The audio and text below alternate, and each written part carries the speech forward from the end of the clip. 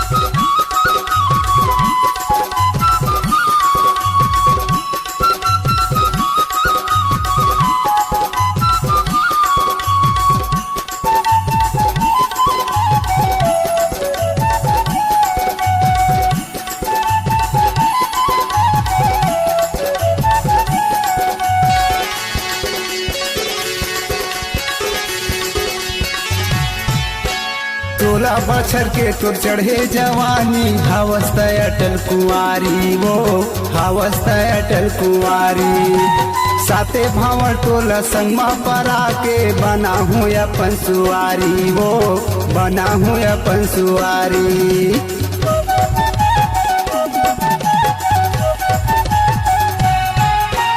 16 बछर के तुर चढ़े जवानी, हवस्त अटल कुंवारी वो, हवस्त अटल कुंवारी। साते भंवर तोला संगमा परा के बना हूँ अपन सुआरी वो, बना हूँ अपन सुआरी। ये वो दीवानी झनकरिया न कानी, ये वो दीवानी झनकरिया न कानी। मैं तोला बना हूँ वो, तोला रानी बना हूँ ना। माँ कसम तोला छोड़ाओ नहीं टोरी घर ले जाऊँ।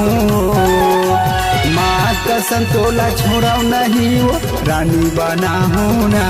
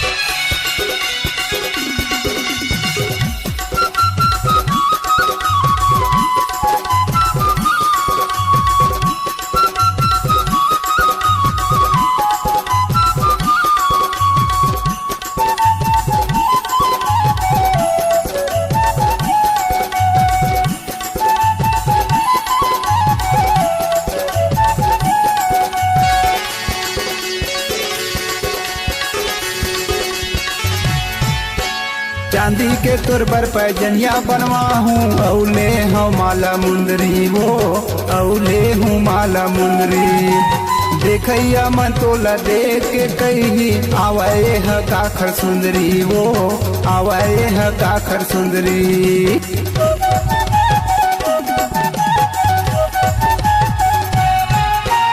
चांदी के तोर बर पैजनिया बनवाहूँ औले हम माला मुंदरी वो औले हम माला मुंदरी देखैया मन तोला देख के कही आवाए है काखर सुंदरी वो आवाए है काखर सुंदरी। एवो तारी तू झन छोड़बे मोर पीछू एवो तारी तू झन छोड़बे मोर पीछू मैं तोला बना हूँ वो तोला रानी बना हूँ ना है माँ कसम तोला छोड़ाओ नहीं वो घर ले जाओ ना माँ कसम तोला छोड़ाओ नहीं वो रानी बनाओ ना।